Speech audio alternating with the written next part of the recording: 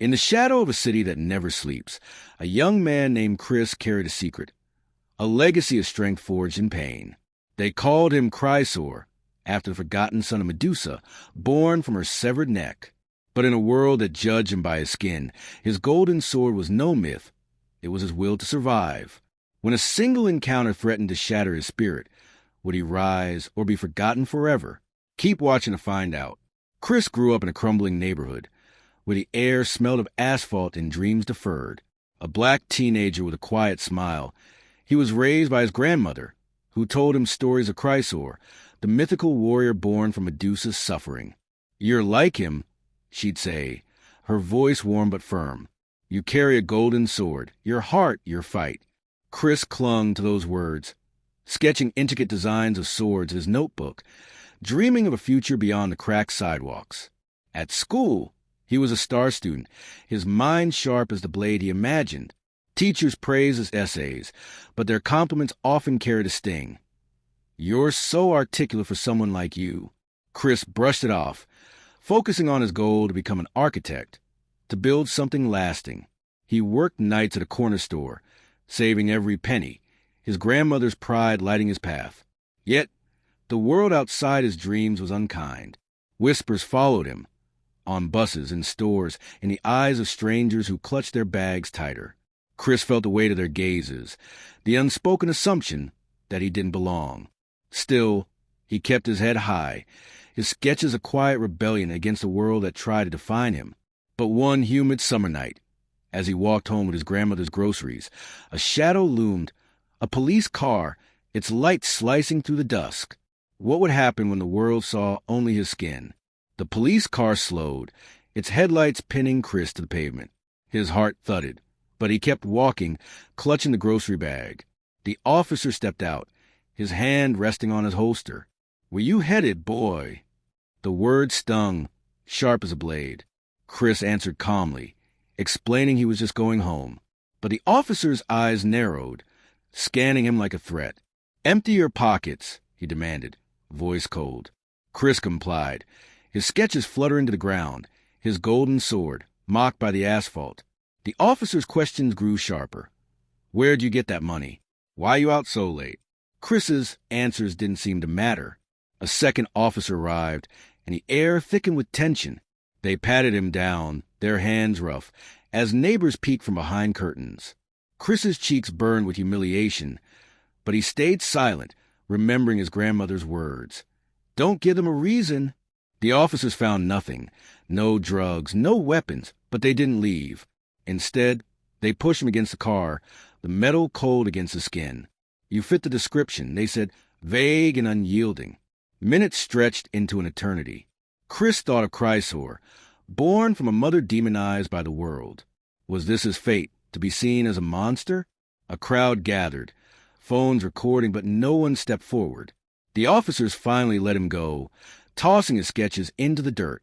"Stay out of trouble," they warned, driving off. Chris stood frozen, the groceries heavy in his arms, his dreams scattered at his feet. The next day, school felt different. Whispers followed him, classmates who'd seen the video online, teachers who avoided his gaze. Chris's sketches stayed in his bag, untouched. He overheard a teacher murmur, "Kids like him always end up in trouble." The words cut deeper than the officer's hands. Chris wanted to scream, to prove them wrong, but doubt crept in. Was his golden sword just a childish fantasy? At home, his grandmother noticed his silence, her eyes searching his. She didn't ask what happened. She knew. "Keep fighting, Chris," she said, her voice a lifeline. But the world kept pressing. At the store, his boss watched him closer, as if the video branded him guilty. Customers avoided his aisle. Chris felt the city closing in, its skyscrapers like bars of cage. Each night, he walked home faster, eyes scanning for flashing lights. The injustice wasn't just that night. It was 1,000 tiny cuts that followed, each one whispering, "You don't belong." Would Chris find the strength to wield his sword, or would the world break him first? One evening, Chris's world shattered.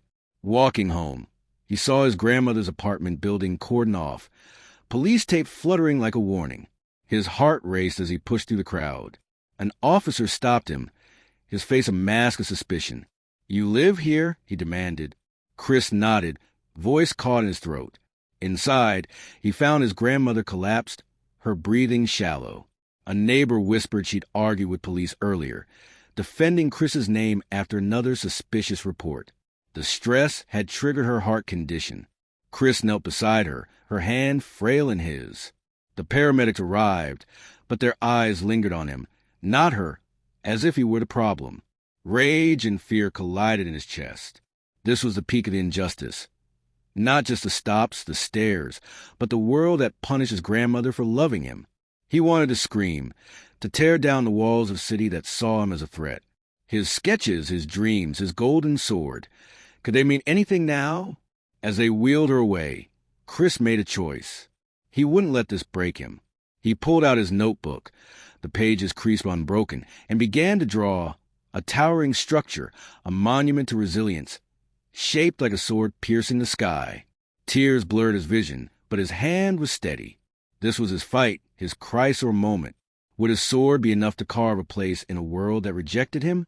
Chris's grandmother survived, but her frailty lingered, a reminder of the cost of their fight.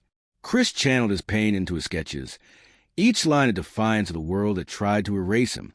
He graduated high school, his portfolio earning him a scholarship to an architecture program. His final project, a community center designed like a golden sword, became a symbol of hope in his neighborhood. It wasn't just a building. It was a statement. We belong. We endure. Yet, the scars remained. Chris still felt eyes on him, still heard whispers. The police never apologized, and the city moved on, but he didn't. He spoke at community forums, sharing his story, his voice steady but heavy with the weight of countless others like him. His grandmother, frail but proud, watched him, her eyes shining. "You're Chrysaor," she whispered, and he believed her. The broader meaning hit hard. Chris's story wasn't just his. It was a story of millions, judged not for who they are, but for what the world assumes. Systemic racism wasn't just a night of flashing lights. It was a daily grind of suspicion, the theft of dignity, the toll on families. Chris's golden sword was his refusal to be defined by that system, his choice to build instead of break. His community center opened, its walls adorned with murals of swords and wings, a nod to Chrysaor's myth. Kids like him sketched their dreams there, safe from the world's gaze. Chris knew the fight wasn't over, but he carved a space for hope. What does it mean to wield a golden sword in a world that fears you? It means creating, enduring, and refusing to be forgotten. Will you stand with those who fight,